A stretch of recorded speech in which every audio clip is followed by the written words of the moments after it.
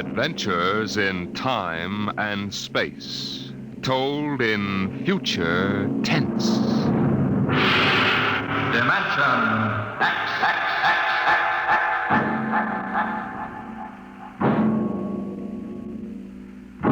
The National Broadcasting Company, in cooperation with Street and Smith, publishers of astounding science fiction, bring you Dimension X.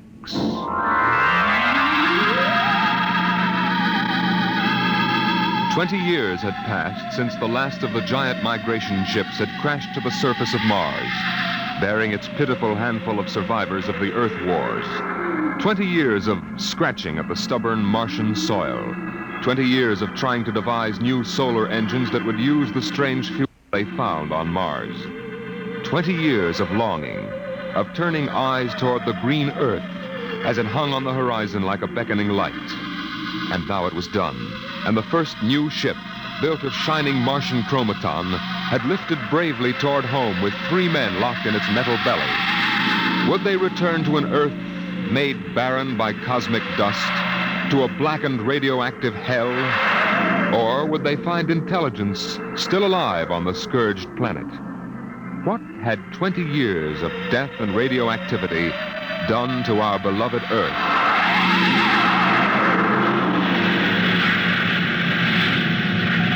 That's it, Captain. We've intersected the course vector. Williams. Yes, sir. Prepare for deceleration. Forward fission ready, Captain. Read us off, Evans. We'll enter the gravitational field of the Earth in exactly 10 seconds. 9, 8, 7, 6, 5, 4, 3. Fire 2 and 4. 1, 0. 2 and 4. What's our momentum, Evans? -3. Fire 1. 1. -4 now. Steady as she goes. How are we? On parabola now. If we can hold, we should breach the heaviside layer somewhere north of what used to be Murmansk. Let's have a look at her. Visor, please. Yes, sir. Mother Earth. 20 years. We're going home, Evans. We're going home. Home to what, Captain? Home to a burned-out radioactive planet that is incapable of supporting human life? Evans and I don't agree with that, Williams. We think the Earth is ready for us again. That she'll give us another chance. I'm sorry, Captain, but I was born and brought up on Mars under the new central government. We younger men disagree with you about migrating back to Earth.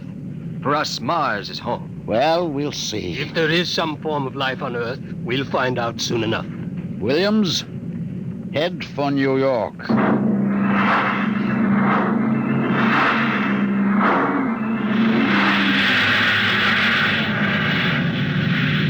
There it is, Captain. You can barely see the top of the Atomic Trades building in the twilight. They never finished building it. Dark as a tomb. Slow to cruising speed. Cruising speed. It begins to look as if Williams is right, Captain. Not a sign of life on 4 continents. Well, we'll make a radiation check and then head back for Mars. You agree with me, gentlemen? That for all practical purposes, the planet is dead? It still might... Captain! What is it? Am I going out of my mind? Look out that way to the west. Could that be? By heaven, it is. Those are lights. Turn the ship. Heading west-southwest. Full speed. Full speed. They are lights. Captain, it's a city, a whole blasted city lit up like a Christmas tree. Well, what do you think of your dead planet now, Williams? We shall see, Evans. Remember, the Commission wants evidence of life as we know it. Decelerate to -5. We're going to take her down. There's an open area just on the edge of the city. Yes, sir. Hold on, gentlemen. We're about to land.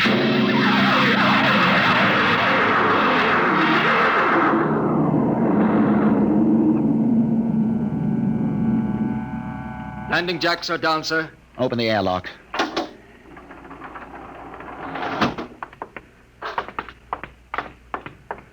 Close. All right, gentlemen. Before we go out, security at all times. Williams, you have the blast gun. I have it. If anyone becomes separated, fire a shot and make for the ship. How's the radiation, Evans? Safe enough so far. This seems to be a light area. Very well. Open the lock.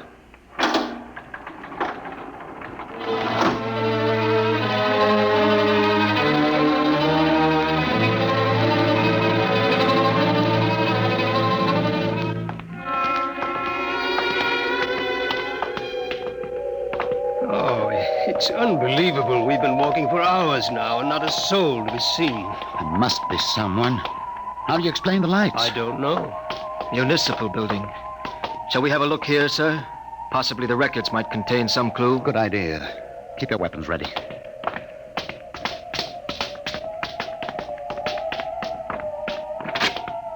This door is in good working order.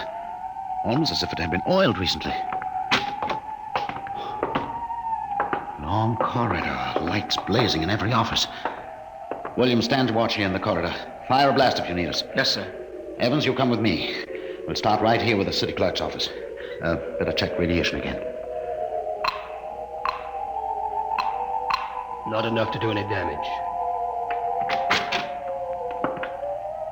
Gives you the creeps, doesn't it?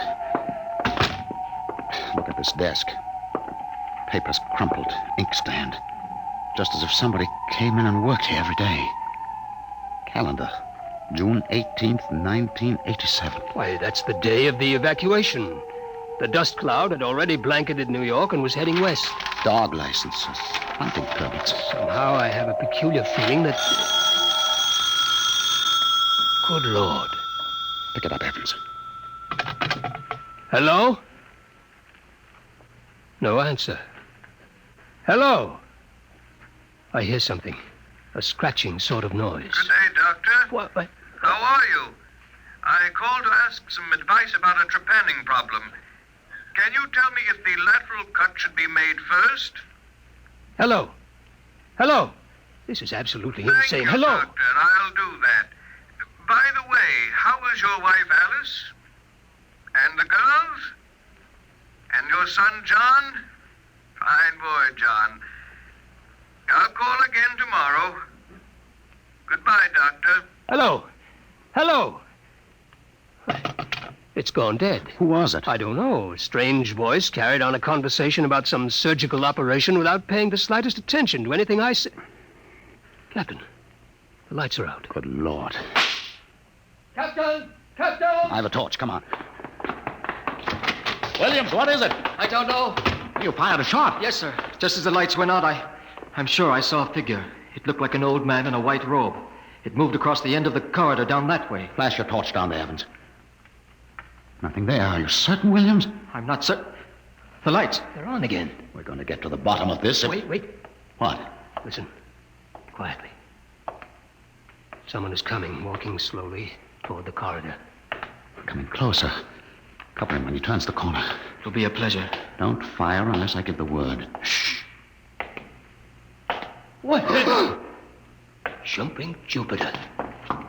Are you... Is it really someone, or am I having hallucinations? We are no vision. No. No, you seem to be real. I saw the ship come down. I thought perhaps I was losing my mind. It's been so many years. I'm Captain John Parsons. These are my assistants, Dr. Evans and Mr. Williams. We've returned to Earth from Mars. Then it's happened. We're not alone anymore. Forgive me, gentlemen. I seem moved. I waited and hoped for so long. You survived the radiation? We did.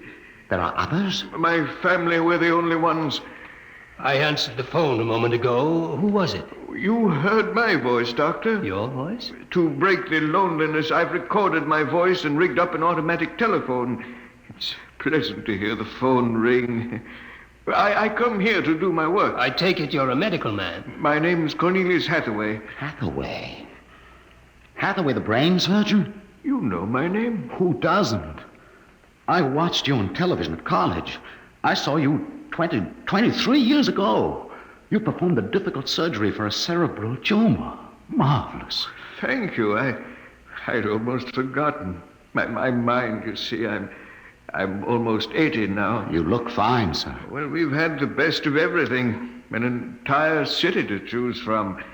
Cold storage, the best equipment. But come, when I saw your ship, I told Alice, my wife, you know, to prepare a feast. This is a great day for me, gentlemen. A great, great day.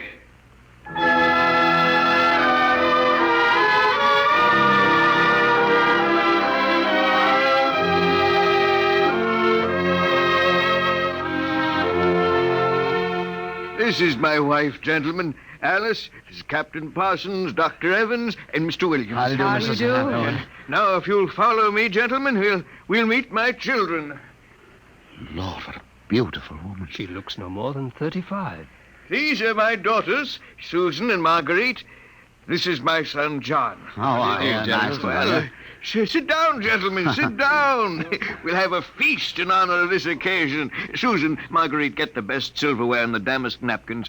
John, fetch the glasses. Oh, yes, Father. It'll only take... Excuse me, John. Sir? How old are you? 23, sir. Thank you. Now, if you'll excuse me. What is it, Captain? Something wrong? Nothing except that it's impossible. You see, Dr. Hathaway's son was already in college when I started. That would make him at least 45.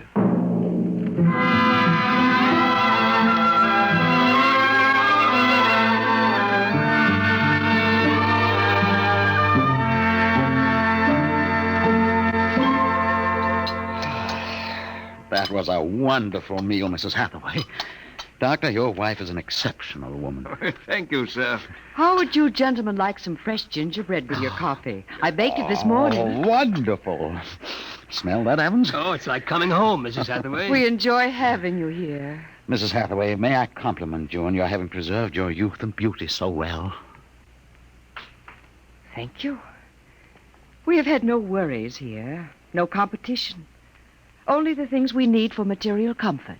Parsons and I were wondering, Dr. Hathaway, if the radioactivity had any effect in preserving tissue. Your children all look so young, too.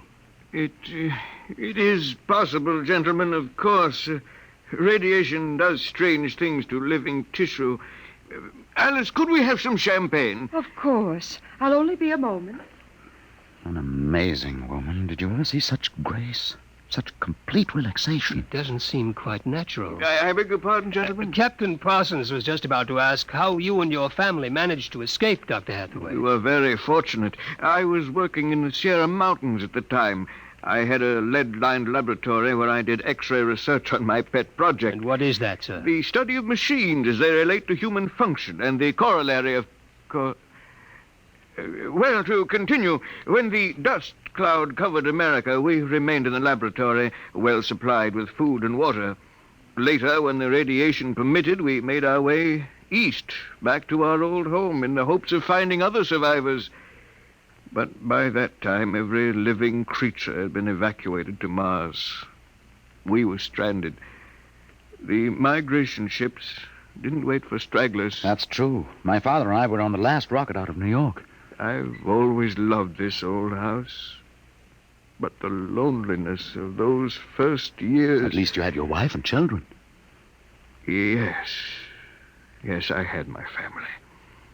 If it were not for them, gentlemen, I assure you I would long ago have put a bullet in my head. Here we are.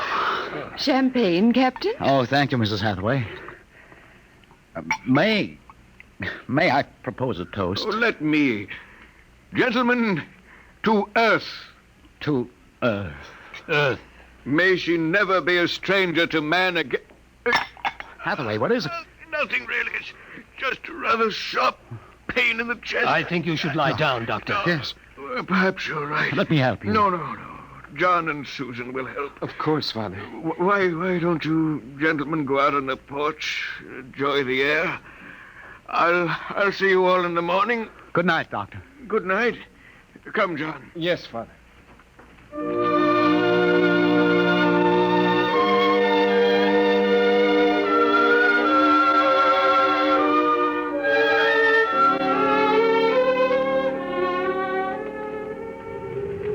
Well, what do you think of old Mother Earth now, Williams?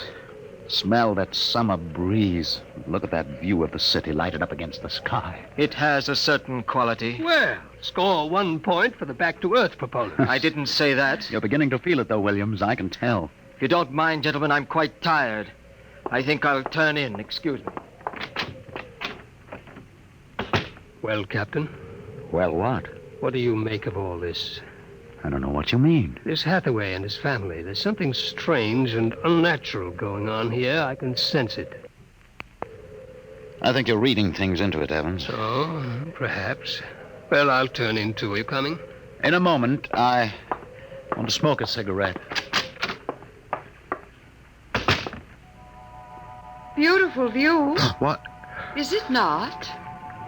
I didn't hear you come out. How is he? Resting. I've never seen him this bad. Yes, he's an old man. I'm sorry, but the difference in your ages is so apparent. You must have been married very young. My husband is a very great man, Captain. It's too bad there was no one to appreciate him. Once he wired the whole city with sound speakers, and when he pressed a button, the whole town lit up and made noises, as if 10,000 people were living in it. He must have been very lonesome for people. Although with a woman such as you, I don't understand. Perhaps one day you will understand. Good night, Captain. Good night, Mrs. Hathaway.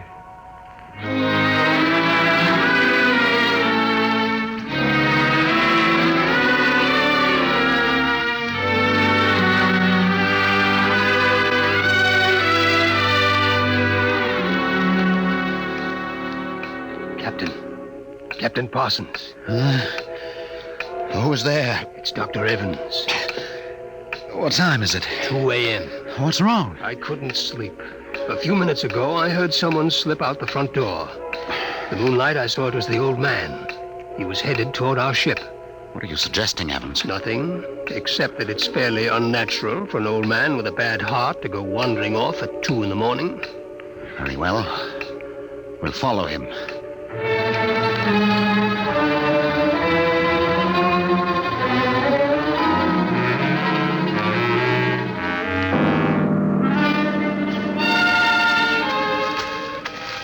See him yet?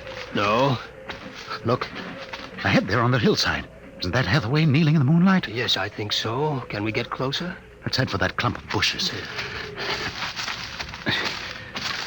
This is far enough. What do you suppose he's doing there? What are those things on the ground? Good Lord. Those are grave markers. 4 of them. You're right. Seems to be praying over them. Listen. Do you forgive me for what I've done? I had to do it. I was so terribly lonely. You do forgive me, don't you? Yes, I feel you do. I'm glad.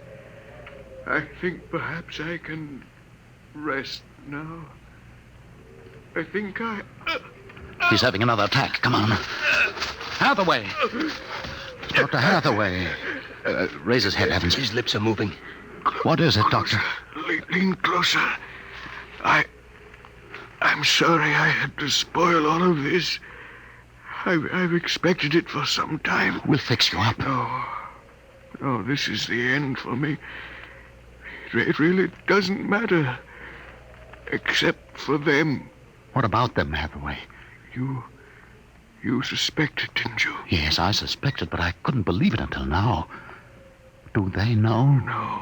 No, they wouldn't understand. I wouldn't want them to know, ever. The Earth. Don't try to talk.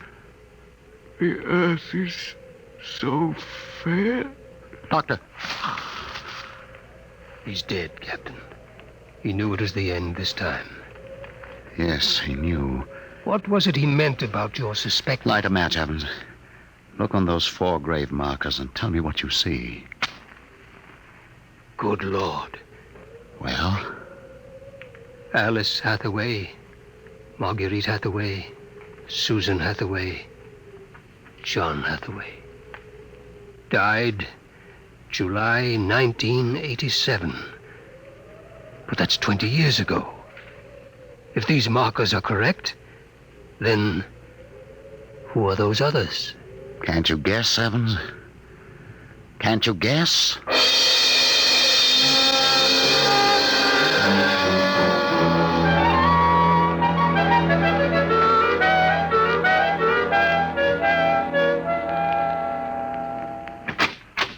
Mrs. Hathaway, are you awake? Yes, Captain? May I come in? Yes. It's about my husband, isn't it? You knew. I saw him go out tonight. He felt it was near the end. He died less than an hour ago. I'm sorry. Thank you. How do you feel? He told us it would happen one day, and that he didn't want us to cry. He didn't teach us how, you know. He said it was the worst thing that could happen, to know how to be lonely and unhappy. What will happen to us now that he's gone? I don't know. Will you stay with us? I would like to, but I cannot. You know about us. Yes, I know. I didn't think that you knew yourself. The children don't. I've been aware for a long while. No one would have guessed. You're so perfect. Oh, he would have liked to hear you say that. He was so very proud of us. After a while, he came to love us, and at the end, he took us as his real wife and children. He even forgot sometimes that he had made us. You gave him a great deal of comfort. Yes. Over the years, we sat and talked. He loved so much to talk. I was first, you know. Then he became lonesome for the children, and so he made them. He told me about the things he did, about his laboratory. Well, surely the children must suspect. Oh, no. You see, there were no other beings with which to compare themselves. He must have been a great, great genius. Each morning he took a recording of his voice into town and put it on the automatic telephone. Each night it would call us. I think, what with the phone ringing and the sound of voices and the lights on, he was happy. There was only one thing, one flaw. And that? He couldn't make us grow old. And so he had to watch himself become an old, old man while we stayed young. It was a great blow to him.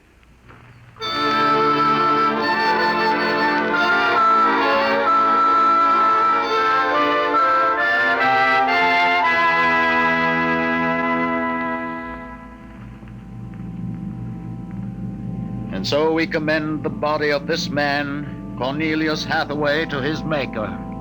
Ashes to ashes, dust to dust returneth. Amen.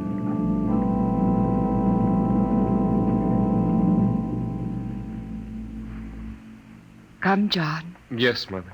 Susan. Marguerite. Evans, Williams, stay here a moment, please. What is it? Let them go back to the house. I want to speak to you. I know what you're going to tell us, Captain. I saw the names on the grave markers. Well? It's a mockery.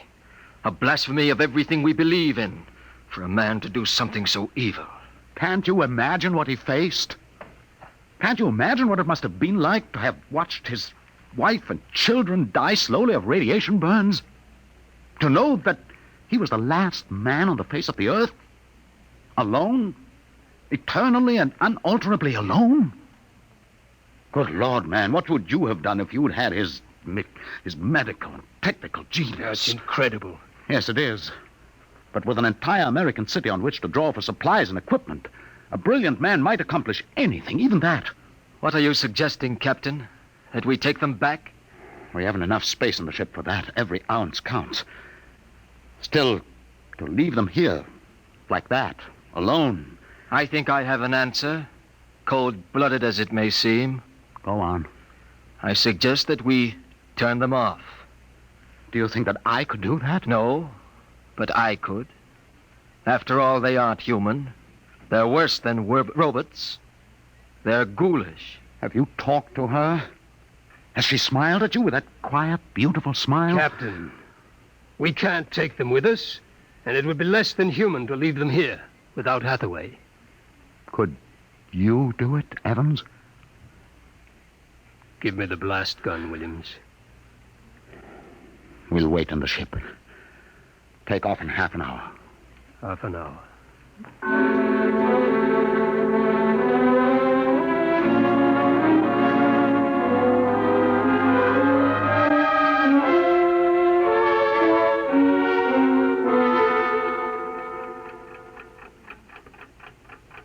6:25.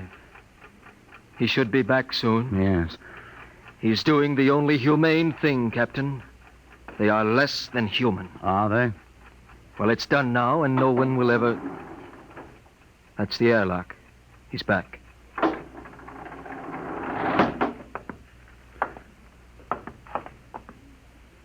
Well, Here's your gun. did you do it? When I entered the house, she looked at me with those fine, intelligent eyes. I couldn't do it. It would be murder, cold-blooded murder. I prayed you wouldn't be able to do it. There will never be anything as fine as they are. Built to last 200, 300, perhaps 1,000 years.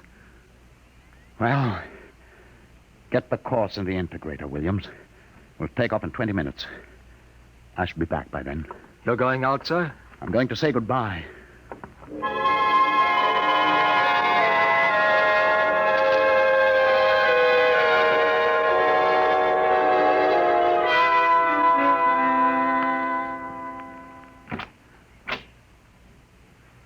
You've come back. Only to say goodbye. It was nice of you. I wanted you to know that I am coming back someday. When will you come? I don't know. It will take many years to prepare fuel for another trip. 6, 7, perhaps 10 years. I will watch the sky at night, just as he watched it. Oh, I'm afraid I must go now. I understand. Strange. I have a new feeling. One which he did not teach us. A feeling of longing, of sadness. That one is not taught. It comes of being alive. Yes. I am alive. Even though he created me, I'm a person now. Goodbye, Alice Hathaway. Goodbye, John Parsons.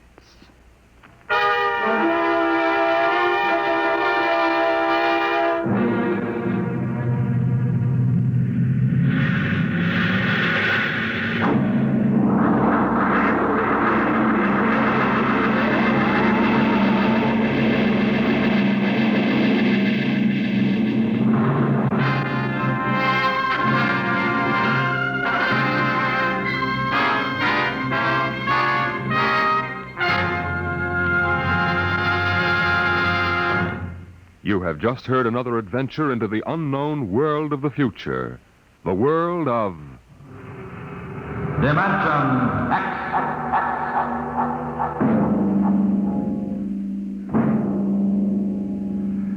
When the time comes for man to explore the universe, to deal with the strange inhabitants of other worlds, there will be much to remember. Perhaps the most important lesson of all will seem too fundamental to be included in the training manuals. Listen at this time next week as Dimension X brings you a story from the pages of the August astounding science fiction. A story called Courtesy.